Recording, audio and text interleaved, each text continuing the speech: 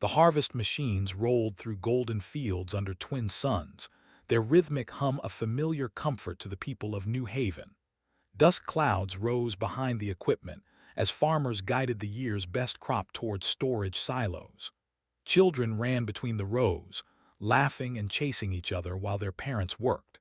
Nobody noticed the sky growing darker until the shadows stretched too long, too fast. Ruth Dawson looked up from her control panel and froze. The suns hadn't moved, but something massive blocked their light.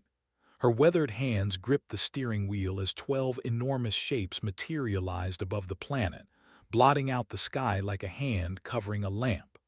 The harvest machines fell silent one by one as every farmer stopped to stare upward. Governor Patricia Reeves was reviewing water allocation reports when her office window exploded with red emergency lights. She bolted from her chair as alarms screamed through the Colonial Administration building. Her assistant burst through the door, face pale and sweating. "Governor, we have incoming ships, 12 of them. Our patrol vessels are trying to establish contact." Patricia reached her command center in 30 seconds flat. The main screen showed New Haven's 3 patrol ships approaching the unknown fleet. They looked like toys next to the alien vessels. Each ship was the size of a city block, covered in dark armor plating that seemed to absorb light rather than reflect it. "Get me Commander Walsh," Patricia ordered, "and somebody tell me what we're dealing with." The answer came faster than anyone wanted. A beam of pure white energy lanced out from the largest alien ship. It touched one patrol vessel for less than a second. The human ship simply ceased to exist, vaporized into glowing particles that scattered into the void. The second patrol ship tried to retreat. Another beam found it. Gone. The third ship didn't even attempt to run. The aliens destroyed it anyway. Commander David Walsh appeared beside Patricia, his jaw clenched tight. He had commanded the security forces for 8 years, trained for every scenario the instructors could imagine. Nothing prepared him for this. "We just lost 90 good people," he said quietly, "and we never fired a shot." The communication system crackled to life. A voice spoke in perfect English, though the accent was wrong, the cadence too measured. The translator was good but not perfect. "Human settlement on planet you call Terra Verde. This world contains resources required by the Skrell harvesting fleet. You have 48 of your hours to evacuate all personnel. Failure to comply will result in elimination of all life forms. This is your only warning." The transmission ended. Patricia stared at the screen, watching the 12 ships hold position in perfect formation above her world. 50,000 people lived on New Haven. 15 years of sweat and dreams, and building a life far from Earth's crowded cities. Her people had turned raw wilderness into farms and homes and schools. They had buried loved ones in the soil here. Children had been born here who had never seen Earth. "Get me the council," Patricia said. "All of them right now." Within 20 minutes, every council member crowded into the command center. Dr. Amira Hassan from Medical Services, Garrett Ross, the chief engineer, Alan Price, education director, Ruth Dawson representing the agricultural sector, a dozen others, all looking to Patricia for answers she didn't have. "Can we evacuate?" someone asked. Garrett pulled up the numbers. "Our transport capacity is maybe 20,000 if we pack people like cargo and leave everything behind. We'd need 3 trips minimum. Those ships aren't going to give us 3 trips." "What about fighting?" Lieutenant Ben Cooper stood near the back, young and angry and ready to do something, anything. David Walsh shook his head. "We have small arms, some anti-vehicle weapons from the security depot, maybe 200 people with actual combat training. Those ships just erased our entire patrol fleet in under a minute. There's no fight here. There's just dying slower or faster." Patricia watched the screen where the alien ships waited like vultures circling prey. She thought about the children running through the fields that morning, the farmers bringing in the harvest, the teachers preparing lesson plans, the doctors scheduling routine checkups. Normal life, the kind humans had fought for centuries to build and protect. "No," she said. Everyone turned to look at her. "Governor," David asked carefully. "No," Patricia repeated louder this time. "We're not abandoning New Haven. We're not leaving 30,000 people to die because we don't have enough ships. We're not running." "Then what are we doing?" Garrett asked. Patricia pulled up the communications panel. "We're sending a distress signal to every human ship, station, and settlement within range. We're telling them what's happening here, and then we're making these things regret they ever came to our world." "With what?" Ben Cooper asked, stepping forward. The question wasn't disrespectful, it was genuine. "With everything we have," Patricia said. "David, I want every weapon we own distributed and every person who can hold one trained. Garrett, turn this colony into a fortress. Use the buildings, the equipment, whatever you can. Amira, prepare for casualties. Lots of them." She looked around the room at faces showing fear and doubt and determination in equal measure. "They think we're going to run. They think 48 hours is generous. They've probably done this 100 times to 100 other worlds, but they've never met humans before. They don't know what we're like when you back us into a corner and threaten our families." The room was silent. "Send the distress call," Patricia ordered. "Wide spectrum, maximum power, and then we dig in." As the council dispersed to their tasks, David Walsh remained behind. "You know the nearest fleet is 3 weeks out minimum." "I know," Patricia said. "We might all die here." "I know that too." David nodded slowly. "Then we'd better make it cost them everything they've got." The distress signal beamed out into the void, carrying New Haven's desperate plea across the stars. On the planet's surface, 50,000 humans began preparing for war with an enemy that had never lost. The Skrell ships hung in orbit, waiting for the human surrender that would never come. In the fields, the unharvested grain swayed in the evening breeze, golden and beautiful and worth fighting for.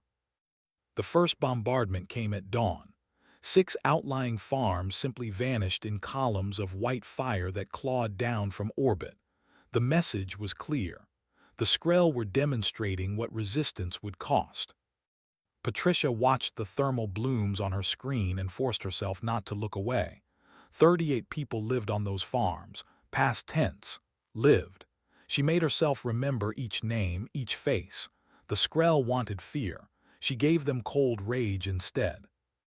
"Governor, we have an unidentified contact," the sensor operator called out.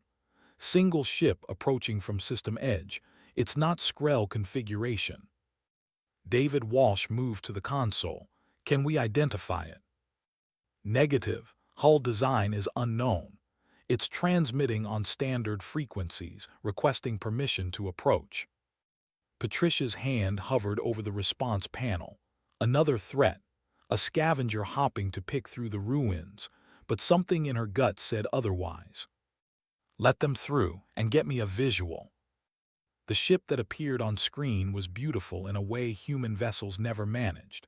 Organic curves instead of hard angles, hull plating that seemed to shimmer like oil on water.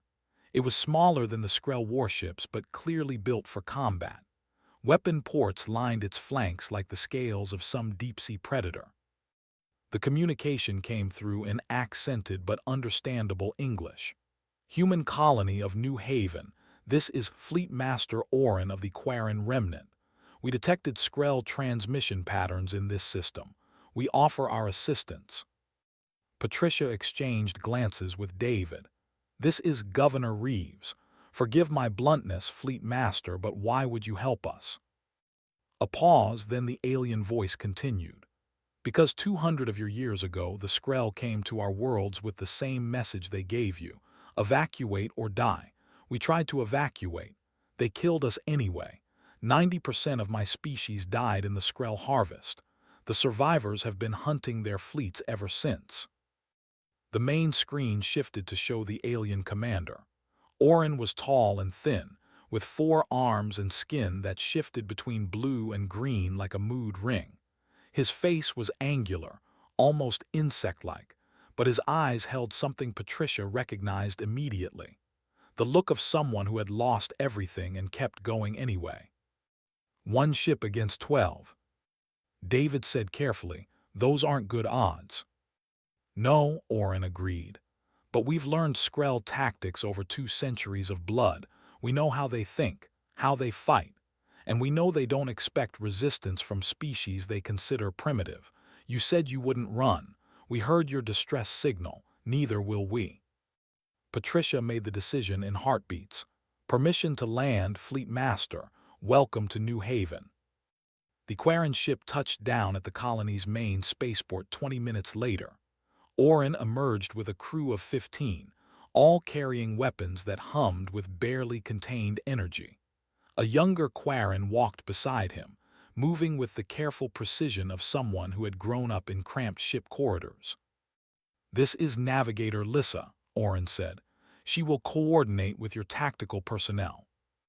Ben Cooper stepped forward, offered his hand, then remembered aliens might not shake hands. Lissa solved the problem by grasping his hand with 2 of her own. Lieutenant Cooper, your distress call was very loud. The Skrell definitely heard it too. Good, Ben said. Let them know we're still here. While Oren and Patricia discussed strategy, Garrett Ross appeared with a datapad full of schematics. The engineer looked like he hadn't slept in 30 hours, which was probably accurate. Governor, I've been thinking. The Skrell want our mineral resources, right? That means they need to land ground forces.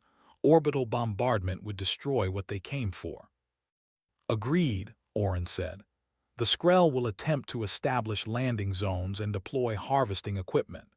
They'll use shock troops to eliminate resistance, then begin extraction operations. Garrett's eyes lit up with the manic energy of someone having a terrible idea. Our irrigation system, tunnels running under every major structure, designed to move water across the colony. Some of those tunnels are large enough for people. Patricia saw where he was going. Evacuation routes. Better, Garrett said. Ambush routes. We can't fight them in open ground. But if we control the terrain, use the buildings, the tunnels, everything we know about this place that they don't, maybe we make them pay for every meter. Lissa examined the schematics with her secondary set of eyes. The Quarren had 2 smaller eyes above the primary pair, giving them expanded visual range. Your agricultural equipment. These harvester vehicles are heavily built, reinforced for difficult terrain. You want to use farm equipment as fighting vehicles? Ben asked. The Skrell expect cowering primitives, Oren said, not defenders who turn their tools into weapons. During our last stand on the colony world of Quarren Prime, we held a city for 18 days using mining equipment and industrial fabricators. It won't win the war, but it buys time. Time for what? Someone asked. Patricia checked the chronometer. 40 hours until the Skrell deadline. 3 weeks until the human fleet arrives. If they got our distress signal, if they're coming at all. They'll come, David said with certainty. Humans don't abandon their own. The question is whether we'll be alive when they get here. Dr. Amira Hassan entered the command center, her medical coat stained with dried blood. We've converted the underground shelter network into triage stations. I need to know Quarren physiology if I'm treating wounded. Oren gestured to one of his crew, who began explaining their biology. Amira listened intently, occasionally nodding or asking technical questions. Within minutes, she had integrated alien anatomy into her emergency protocols. Your species adapts quickly, Lissa observed to Ben. We don't have much choice, he replied. Adapt or die has been humanity's motto since we lived in caves. The Skrell transmission came exactly on schedule. 36 hours remain. Evacuate now or face extermination. Patricia responded personally this time. This is Governor Patricia Reeves of New Haven Colony. We reject your ultimatum. This world is ours, built by our hands and watered with our sweat. If you want it, come and take it. She cut the transmission before they could respond. "That'll make them angry," David observed. "Good," Patricia said. "Angry enemies make mistakes. Now let's make sure we're ready when they do." Across New Haven, humans and Quarren worked side by side, preparing for the storm they all knew was coming. The Skrell came at midnight, not because they needed darkness to see, but because they had studied enough species to know that night attacks broke morale. They didn't understand that humans had been scaring each other with night stories since the dawn of time. Darkness was where humanity learned to fight back. Ben Cooper crouched in the irrigation tunnel beneath Sector 7, listening to the thunder of landing craft touching down 2 kilometers outside the colony perimeter. Through his headset, he heard reports flooding in from observer posts scattered across New Haven. "Count 20 heavy landers," someone reported. "Estimate 400 troops per vessel. 8,000 Skrell shock troops against maybe 300 armed colonists and 15 Quarren warriors." The math was ugly. Ben checked his rifle, a civilian hunting weapon modified with parts Garrett had scavenged from industrial equipment. It would punch through light armor. Maybe, if he was lucky. "All teams, this is Governor Reeves." Patricia's voice came through clear and steady. "The Skrell are deploying in standard harvester formation. They expect us to defend the colony center. Instead, we're going to let them walk into a grinder. Hold your positions. Wait for my signal." Ben glanced at Lissa, who crouched beside him in the tunnel.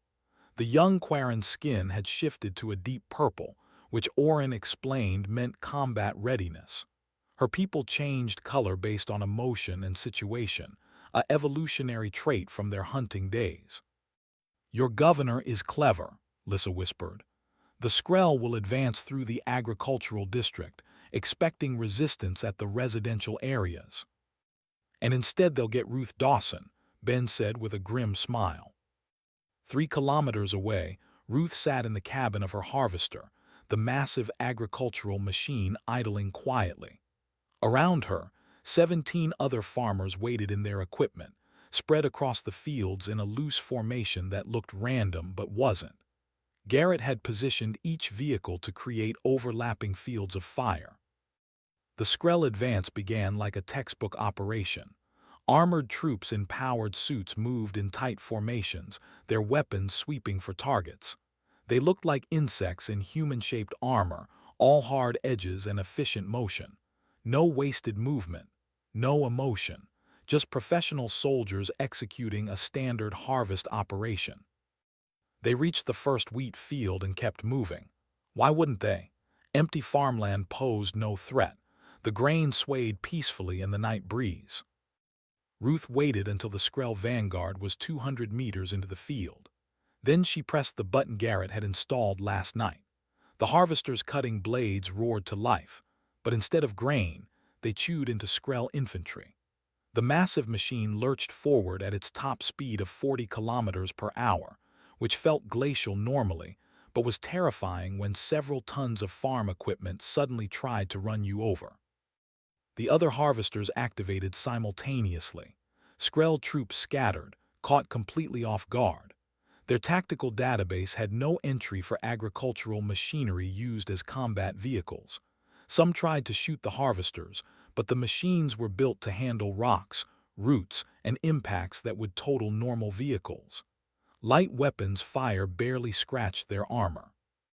"Now," Patricia ordered.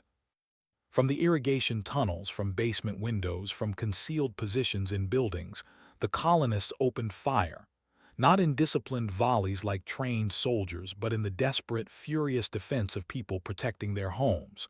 Some shots missed. Many didn't. Skrell troops fell, their armor cracking under concentrated fire. In the command center, Oren watched the tactical display with something approaching satisfaction. They're confused. Good. Confusion leads to mistakes. But the Skrell were professional soldiers. They adapted quickly, pulling back from the kill zone and regrouping.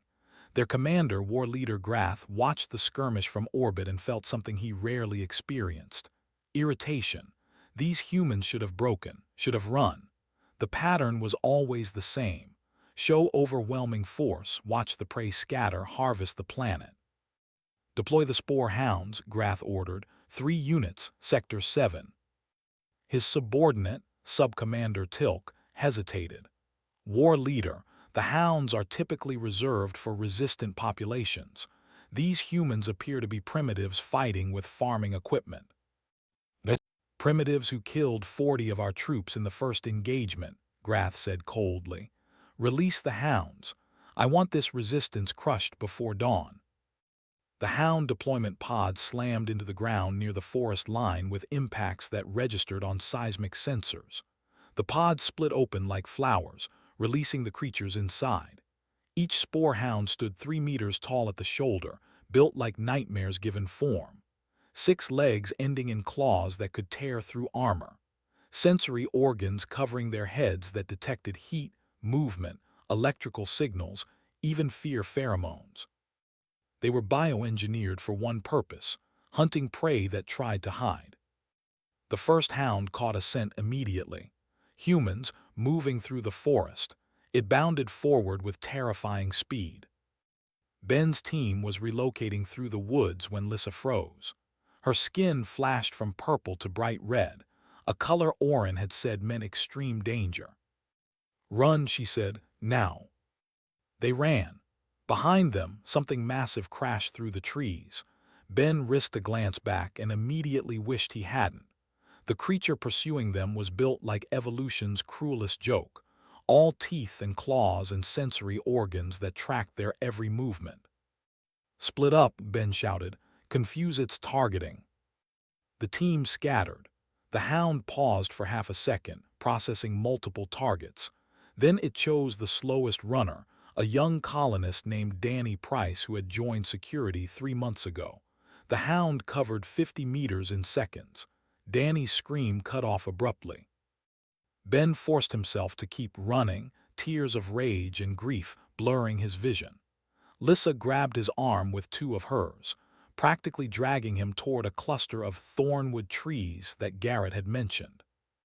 The modified groves, she gasped. Your engineer said the Skrell avoid them. They dove into the thornwood, the genetically modified trees that New Haven farmers had created to provide natural fencing. The thorns were 30 centimeters long and hard as steel. The hound crashed into the grove and immediately recoiled, its sensory organs overwhelmed by the chemical signature the trees produced. It circled the grove, clearly frustrated, then loped off to find easier prey. Ben and Lissa stayed in the thornwood, listening to the sounds of battle echoing across New Haven. 2 more screams in the distance told them the other hounds were hunting successfully. We need to kill those things, Ben said. My people never managed it, Lissa replied quietly. We only survived by running. Ben checked his rifle, then looked at the thornwood around them. You're not human. We're really bad at knowing when to run. Across the colony, the first night of battle raged on. Humans and Quarren fought with everything they had, buying time they didn't have against an enemy that had never lost. And somewhere in orbit, 3 weeks' worth of distance away, a human fleet raced toward a distress signal, pushing their engines past safe limits. Garrett Ross hadn't slept in 48 hours. He stood in his workshop surrounded by pieces of a dead spore hound that a desperate squad had managed to kill using a cargo loader, and about 300 kilograms of high explosive. The creature's corpse was spread across 4 examination tables, and despite being dead, it still looked like it might get up and start hunting. The sensory organs are the key, Garrett muttered, prodding at one of the hound's complex eye stalks with a probe. They're hypersensitive, designed to track prey across any terrain, but that sensitivity is a weakness. Dr. Amira Hassan looked up from her medical station, where she was treating the 3rd hound victim in as many hours. Can you exploit it? Maybe. Garrett pulled up a schematic of New Haven's agricultural sonic emitters, devices normally used to drive away crop pests. These emit frequencies designed to irritate earth insects. If I overclock them, boost the amplitude by about 300%, They might overload the hound's sensory system. Might, Amira asked. Science isn't about certainty when you're working with alien biology and farm equipment, Garrett said. But it's better than watching these things hunt us to extinction. He activated his comm. Governor, I need every sonic emitter in the colony brought to Sector 4, and I need them 10 minutes ago. Patricia's reply was immediate. You have a plan. I have a very dangerous theory, but theories are all we've got. Within 30 minutes, colonists had scavenged 42 sonic emitters from fields across New Haven and arranged them in a loose perimeter around the residential sector. Garrett programmed each one with a modified frequency pattern, then linked them to a master control. Ben, you still out there? Garrett called over the tactical channel. Ben Cooper's voice came back tired but alive. Yeah, we're in the Thornwood Grove near Sector 7. Lissa and I have been tracking one of the hounds. It's circling the grove but won't come in. I need you to lure it toward Sector 4. Can you do that? A pause. You want us to be bait. I want to test a theory, and if I'm wrong, you'll have about 3 seconds to get back into the Thornwood. Comforting, Ben said dryly. Give us 10 minutes. Lissa and Ben emerged from the Thornwood carefully. The hound was there immediately, as if it had been waiting. Its sensory organs locked onto them with terrifying precision. Run, Ben shouted, though running was already the plan. They sprinted towards Sector 4 with the hound gaining on them with every bound. The creature was impossibly fast, covering ground in massive leaps that ate up the distance. Ben could hear its breathing, a wet rasping sound that promised death. Now Garrett, Ben screamed into his comm. The sonic emitters activated all at once. The sound was beyond hearing, a pressure wave that made human teeth ache and bones vibrate. The spore hound stopped as if it had hit a wall. Its sensory organs, designed to detect the faintest stimulus, suddenly overloaded with input they couldn't process. The creature shook its massive head, then began stumbling in circles. It's working, Lissa shouted. Colonists emerged from cover, firing at the disoriented hound. Without its sensory advantages, the creature was just a large, confused target. It died under concentrated fire, collapsing in a heap that shook the ground. 2 more hounds still active, Patricia reported from the command center. Can we replicate this? Already on it, Garrett said. I'm sending the frequency patterns to every emitter we have. We can create safe zones. The hounds won't be able to enter without getting disoriented. War Leader Grath watched the tactical feed from orbit and felt something new. Uncertainty. 3 spore hounds deployed, 1 dead from crude explosives, 1 killed while disoriented by sonic weapons, the 3rd still hunting but now avoiding certain areas of the colony. These humans are adapting, Subcommander Tilk observed. Our standard suppression techniques are failing. Then we escalate, Grath said. Prepare for full assault. I want every ground unit deployed. Overwhelm them with numbers. The Skrell dropships screamed down through the atmosphere, disgorging thousands of troops. The battle for New Haven entered its 2nd day with neither side willing to retreat. In the residential sector, human and Quarren defenders held hastily constructed barricades. Colonists who had never held a weapon 3 days ago now fought with the desperate skill of people who had no choice.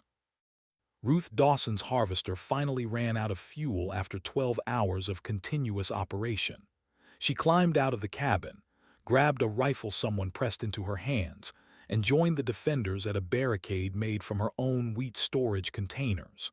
Around her, teachers, doctors, engineers, and farmers fought side by side. This is insane, someone said. A shopkeeper named Helen Ward who ran the colony's only bakery. We can't win this. Probably not, Ruth agreed, firing at a Skrell trooper trying to flank their position. But we can make them remember us. In the command center, Patricia received the transmission she'd been desperately hopping for. A weak signal, distorted by distance but unmistakable. New Haven, this is Carrier Group Valiant. We received your distress call. We're pushing maximum speed. ETA 72 hours. Hold the line, we're coming. Patricia's hands shook as she broadcast the message colony-wide. Everyone, listen up. The fleet is coming. 3 days. We just need to hold for 3 more days. Oren stood beside her, his color shifting to a pale blue that meant hope. 3 days against this force. My people held for 18 against a smaller fleet, but we had more weapons, more preparation. You didn't have humans, Patricia said. We're very good at not knowing when to quit. I've noticed, Oren said, watching the tactical display where tiny icons representing his people and Patricia's fought against overwhelming numbers. Your species is either remarkably brave or remarkably foolish. Usually both, Patricia admitted. The battle raged on. Skrell troops pushed deeper into the colony. Human and Quarren defenders gave ground meter by meter, making the aliens pay for every advance. Dr. Hassan worked miracles in her underground hospital, saving lives that should have been lost. Garrett turned every piece of equipment into a weapon or a barrier. Ben and Lissa led rapid response teams that struck Skrell positions and vanished before the enemy could respond. 3 days, 72 hours, 4,320 minutes, every second purchased with blood and determination and the simple human refusal to surrender. War Leader Grath ordered the bombardment of a residential block, killing defenders and civilians alike. Patricia watched the explosion from her command center and felt the cold fury that had sustained her people through every dark chapter of their history. You want this world, she whispered to the distant Skrell commander. Come get it. Day 3 arrived with fire and blood. The Skrell had pushed the defenders back to the colony's central district, a space of maybe 8 square kilometers surrounded by makeshift barriers and desperate people. Commander David Walsh died holding a chokepoint so civilians could evacuate through the tunnels. He took 17 Skrell troopers with him and bought them 4 precious minutes. Ben Cooper found himself in command of security forces by the simple fact that everyone senior to him was dead. He was 26 years old, covered in dust and someone else's blood, and responsible for defending 3,000 people with maybe 40 working rifles and a lot of improvised explosives. How much ammunition left? He asked a supply runner, a teenager named Sophie who had volunteered when the shooting started. Enough for maybe 2 more hours of fighting, she reported. After that, we're down to hand weapons. Lissa appeared beside him, her skin a mottled gray that meant exhaustion. The Quarren ship is gone. Oren took it on a suicide run against the Skrell cruisers. He destroyed 2 before they got him. Ben felt the loss like a physical blow. The elderly alien had been fighting this war for 2 centuries. Did he make it out? Most of the crew got to escape pods. They're in the colony now. Lissa's color shifted slightly toward blue. He said to tell humans that you reminded him why his people never gave up, even when there was no hope. There's always hope, Ben said, checking his rifle. We just need to hold for 8 more hours. Across the colony, Dr. Amira Hassan performed surgery in a shelter that was shaking from nearby explosions. Her patient, a Quarren warrior with a chest wound, should have died hours ago. But Amira had learned their biology fast, adapted human medical techniques, and simply refused to let anyone die on her operating table if she could help it. You saved my life, the Quarren warrior said weakly. I owe you a debt. You owe me nothing, Amira said. Just stay alive long enough for us to win this. War Leader Grath reviewed the tactical situation and tried to understand what had gone wrong. This should have been a simple harvest operation. Land, eliminate resistance, extract resources. His forces outnumbered the defenders 20 to 1. They had superior weapons, armor, orbital support. But the humans kept fighting, not with hope of victory. They knew they were losing. They fought anyway. When their weapons ran out, they used tools. When their tools broke, they used rocks. When Skrell troops breached a defensive position, the humans counterattacked with whatever they could grab. It was inefficient, wasteful, completely illogical. And it was costing him everything. War leader, we've lost 38% of our ground forces, Tilk reported. At current rates, we'll achieve victory in approximately 6 hours, but our casualties will be unacceptable. Then accelerate the assault, Grath ordered. I want this finished before. The sensor officer interrupted. War leader, multiple contacts emerging from jump space, human configuration. Count 23 vessels including one capital ship. Grath felt his primary heart rate spike. Battle formations. All ships prepare to engage. Carrier Group Valiant dropped into normal space like an avenging angel. 23 warships led by the battle carrier Indomitable, fresh from exercises in the core worlds and running on fury instead of caution. Admiral Frank Morrison watched the tactical display showing Skrell ships in orbit over New Haven and felt the cold satisfaction of someone who had arrived exactly when needed. All ships engage at will, Morrison ordered. Show these things what happens when they attack human colonies. The Indomitable launched fighters immediately. Wing Commander Luis Santos led his squadron toward the planet's atmosphere, targeting Skrell landing craft and ground support vessels. His pilots flew with precision born of endless training and anger at watching the colony's desperate fight from sensor data. Valiant actual to New Haven, we're here, Morrison broadcast on all frequencies. Hold on just a little longer. Patricia heard the transmission in her command center, which was now also her last defensive position. She laughed, actually laughed, despite the building shaking from nearby impacts. You hear that? She shouted to everyone who could hear. The cavalry's here, fight, damn it. The space battle was brutal. Skrell ships were tough, heavily armored, designed for the grinding efficiency of harvesting operations. Human ships were faster, more maneuverable, crewed by people who knew exactly what was happening on that planet below.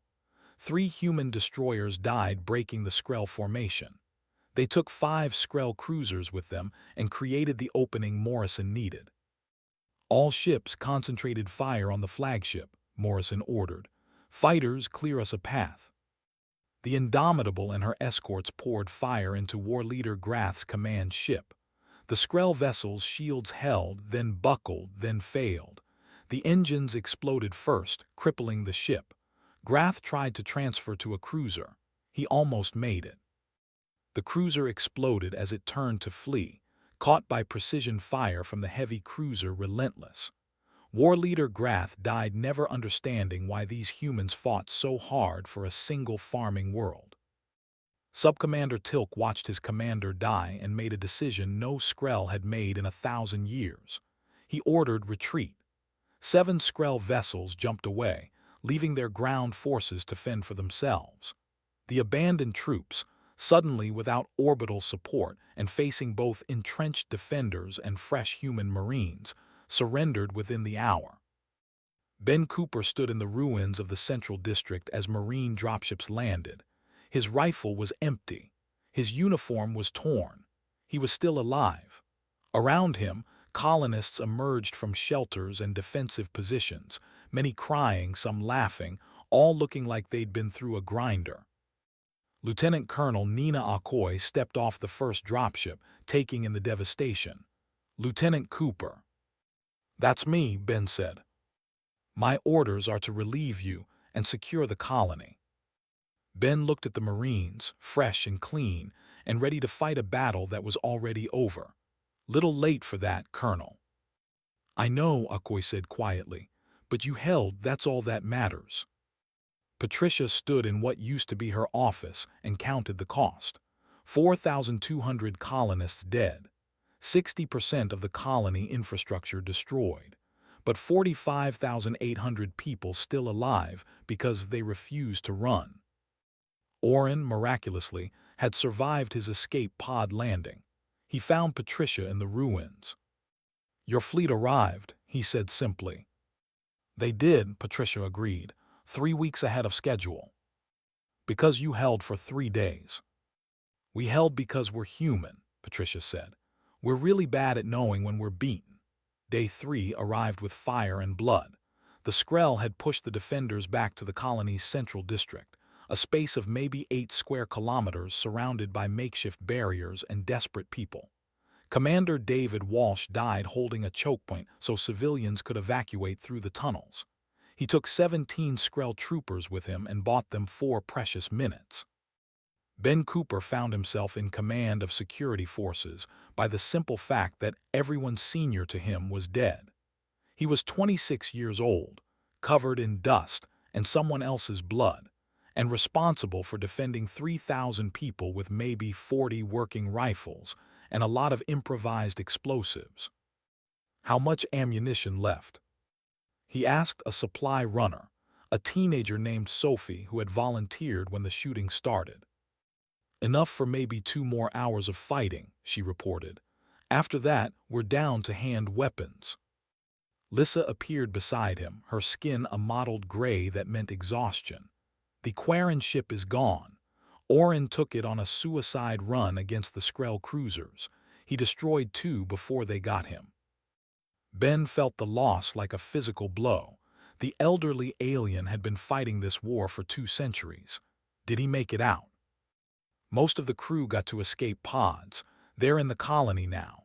Lissa's color shifted slightly toward blue. He said to tell humans that you reminded him why his people never gave up, even when there was no hope. There's always hope, Ben said, checking his rifle. We just need to hold for 8 more hours. Across the colony, Dr. Amira Hassan performed surgery in a shelter that was shaking from nearby explosions. Her patient, a Quarren warrior with a chest wound, should have died hours ago. But Amira had learned their biology fast, adapted human medical techniques, and simply refused to let anyone die on her operating table if she could help it. You saved my life, the Quarren warrior said weakly. I owe you a debt. You owe me nothing, Amira said. Just stay alive long enough for us to win this. War leader Grath reviewed the tactical situation and tried to understand what had gone wrong. This should have been a simple harvest operation. Land, eliminate resistance, extract resources. His forces outnumbered the defenders 20 to 1. They had superior weapons, armor, orbital support. But the humans kept fighting, not with hope of victory. They knew they were losing. They fought anyway. When their weapons ran out, they used tools. When their tools broke, they used rocks. When Skrell troops breached a defensive position, the humans counterattacked with whatever they could grab. It was inefficient, wasteful, completely illogical. And it was costing him everything. War leader, we've lost 38% of our ground forces, Tilk reported. At current rates, we'll achieve victory in approximately 6 hours, but our casualties will be unacceptable. Then accelerate the assault, Grath ordered. I want this finished before. The sensor officer interrupted. War leader, multiple contacts emerging from jump space. Human configuration. Count 23 vessels including 1 capital ship. Grath felt his primary heart rate spike. Battle formations. All ships prepare to engage. Carrier Group Valiant dropped into normal space like an avenging angel. 23 warships led by the battle carrier Indomitable, fresh from exercises in the core worlds and running on fury instead of caution. Admiral Frank Morrison watched the tactical display showing Skrell ships in orbit over New Haven and felt the cold satisfaction of someone who had arrived exactly when needed. All ships engage at will, Morrison ordered. Show these things what happens when they attack human colonies. The Indomitable launched fighters immediately. Wing Commander Luis Santos led his squadron toward the planet's atmosphere, targeting Skrell landing craft and ground support vessels. His pilots flew with precision born of endless training and anger at watching the colony's desperate fight from sensor data. Valiant actual to New Haven, we're here, Morrison broadcast on all frequencies. Hold on just a little longer. Patricia heard the transmission in her command center, which was now also her last defensive position. She laughed, actually laughed, despite the building shaking from nearby impacts. "You hear that?" she shouted to everyone who could hear. "The cavalry's here, fight, damn it." The space battle was brutal. Skrull ships were tough, heavily armored, designed for the grinding efficiency of harvesting operations. Human ships were faster, more maneuverable, crewed by people who knew exactly what was happening on that planet below. 3 human destroyers died breaking the Skrull formation. They took 5 Skrull cruisers with them and created the opening Morrison needed. "All ships concentrated fire on the flagship," Morrison ordered. "Fighters, clear us a path." The Indomitable and her escorts poured fire into War Leader Grath's command ship. The Skrull vessel's shields held, then buckled, then failed. The engines exploded first, crippling the ship. Grath tried to transfer to a cruiser. He almost made it. The cruiser exploded as it turned to flee, caught by precision fire from the heavy cruiser Relentless. War Leader Grath died never understanding why these humans fought so hard for a single farming world. Subcommander Tilk watched his commander die and made a decision no Skrull had made in 1,000 years. He ordered retreat. 7 Skrull vessels jumped away, leaving their ground forces to fend for themselves. The abandoned troops, suddenly without orbital support and facing both entrenched defenders and fresh human marines, surrendered within the hour. Ben Cooper stood in the ruins of the Central District as Marine dropships landed. His rifle was empty. His uniform was torn. He was still alive. Around him, colonists emerged from shelters and defensive positions, many crying, some laughing, all looking like they'd been through a grinder. Lieutenant Colonel Nina Akoy stepped off the first dropship, taking in the devastation. "Lieutenant Cooper." "That's me," Ben said. "My orders are to relieve you and secure the colony." Ben looked at the Marines, fresh and clean, and ready to fight a battle that was already over. "Little late for that, Colonel." "I know," Akoy said quietly, "but you held, that's all that matters." Patricia stood in what used to be her office and counted the cost. 4,200 colonists dead. 60% of the colony infrastructure destroyed. But 45,800 people still alive because they refused to run. Oren, miraculously, had survived his escape pod landing. He found Patricia in the ruins. "Your fleet arrived," he said simply. "They did," Patricia agreed, 3 weeks ahead of schedule. "Because you held for 3 days." "We held because we're human," Patricia said. "We're really bad at knowing when we're beaten." 6 months after the siege, New Haven looked like hope wearing construction scaffolding. Rebuilding crews worked alongside Quarren engineers, raising new structures from the ruins of old ones. The Memorial Garden occupied what used to be Patricia's office, a quiet space where names were carved into native stone beside earth oak and Quarren flowering vines. Ruth Dawson stood in her reconstructed field, watching the first shoots of a hybrid crop break through the soil. Human wheat genetics combined with Quarren drought resistance, planted in Terra Verde soil watered with 2 species blood and stubbornness. The grain would be ready for harvest in 4 months. She'd already named it Remembrance Wheat. "Beautiful," Lissa said, walking up beside her. The young Quarren wore a Human Fleet Academy uniform now, her skin shifting between blue and green in contentment. "On my homeworld we had fields like this, before the Skrull came." "You'll have them again," Ruth said with certainty. Oren showed us the star charts. 3 Quarren colony sites that the Skrull never found. Humans are good at building. We'll help you reclaim them. Across the colony, Dr. Hassan worked in the new multi-species medical center, training human doctors on Quarren physiology and teaching Quarren medics about human anatomy. The research they were compiling would save lives across a dozen systems. She'd been offered positions on Earth, on Mars, on the prestigious orbital hospitals. She turned them all down. New Haven needed her. Ben Cooper, now Captain Cooper, stood at attention as Admiral Morrison pinned the Star of Valor to his chest. The ceremony was small, just colony survivors, and the Marines who had arrived at the end. Ben thought about Commander Walsh, about the farmers who became soldiers, about a shopkeeper named Helen who held a barricade with a hunting rifle and sheer determination. "You held against impossible odds," Morrison said. "You showed the galaxy what humans are capable of when we fight for each other." "We showed them what anyone is capable of, sir," Ben replied. "The Quarren fought beside us. We didn't win alone." Morrison nodded. "Which is why the alliance is official as of today. Humanity and the Quarren remnant, military cooperation and mutual defense. First non-human species we've signed with." Oren attended the ceremony in his new role as Quarren ambassador to human space.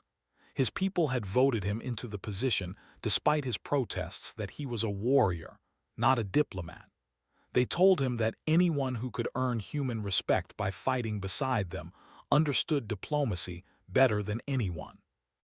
The Skrell Empire never formally responded to the loss at New Haven. Sub-Commander Tilk's report, however, circulated through their military channels. It was a simple document, stripped of propaganda and military efficiency. It described humans fighting past the point of logic, using tools as weapons, bonding with another species in the middle of battle, refusing surrender when defeat was mathematical certainty. The report's conclusion was 3 words: avoid human space. Not all Skrell commanders heeded the warning. 2 more harvesting fleets tried to raid human frontier worlds in the following months. One fled after encountering prepared defenses. The other was destroyed by carrier group Valiant, which Morrison had been assigned to frontier patrol specifically because of New Haven. The galaxy began to notice. 3 species that had suffered under Skrell harvesting reached out to humanity, asking about the alliance with the Quarren. Could it be expanded? Could there be mutual defense against common threats? Patricia, who had been promoted to sector administrator despite wanting to stay with her colony, found herself hosting diplomatic meetings with aliens who wanted to understand these strange humans. "Why do you fight so hard?" asked an ambassador from the Tellian Confederacy, a species that had lost 2 worlds to the Skrell. "Your survival instinct should drive you to retreat and preserve your population." Patricia thought about Ruth standing in her field, about Amira treating wounded Quarren because they were people who needed help, about Ben learning alien culture in the middle of a war zone because Lissa was his teammate. "Our survival instinct drives us to protect what we build," Patricia explained. "And we build communities, homes, relationships. When you threaten those, you're not threatening our population. You're threatening everything that makes survival worth achieving." The alliance expanded. Within a year, 7 species had joined what became known as the Frontier Defense Coalition. Not an empire, not a federation. Just species who agreed that some things were worth fighting for, and that fighting together was better than fighting alone. Garrett Ross turned his wartime innovations into a thriving business, designing defensive systems for frontier colonies. He never forgot that his first combat vehicle was a wheat harvester driven by a stubborn farmer who refused to run. Every system he built incorporated that same philosophy: ordinary tools, extraordinary circumstances, human ingenuity. The colony's children, those who had hidden in the tunnels while adults fought above, grew up with Quarren playmates at their schools. They learned each other's languages, shared each other's games, and never quite understood what the adults meant when they talked about species barriers. To them, Lissa was just Ben's partner who visited from the academy. Oren was the ambassador who told great stories. The Quarren kids in their classes were just kids. On the anniversary of the siege, New Haven held a memorial service. 4,200 names read aloud, each one remembered, each one mourned. Patricia spoke about sacrifice and survival. Oren spoke about hope reborn. Ben just stood at attention, thinking about Commander Walsh and wondering if they'd done enough to honor those who fell. After the ceremony, a young girl approached Patricia. She couldn't have been more than 8, wearing a dress covered in hand-drawn stars. "Governor Reeves," the girl said seriously, My teacher says the Skrell came to take our planet. That's right, Patricia confirmed. But we didn't let them. No, we didn't. The girl nodded, satisfied. Good, this is our home. Patricia watched the child run back to her parents, human and alive, and standing in a colony that shouldn't have survived. Around her, humans and Quarren worked together, building something new from the ashes of what was lost. The Skrell had come to harvest a world. Instead, they had planted the seeds of an alliance that would reshape the frontier. All because 50,000 humans and 15 Quarren warriors looked at impossible odds and decided that some things were worth fighting for.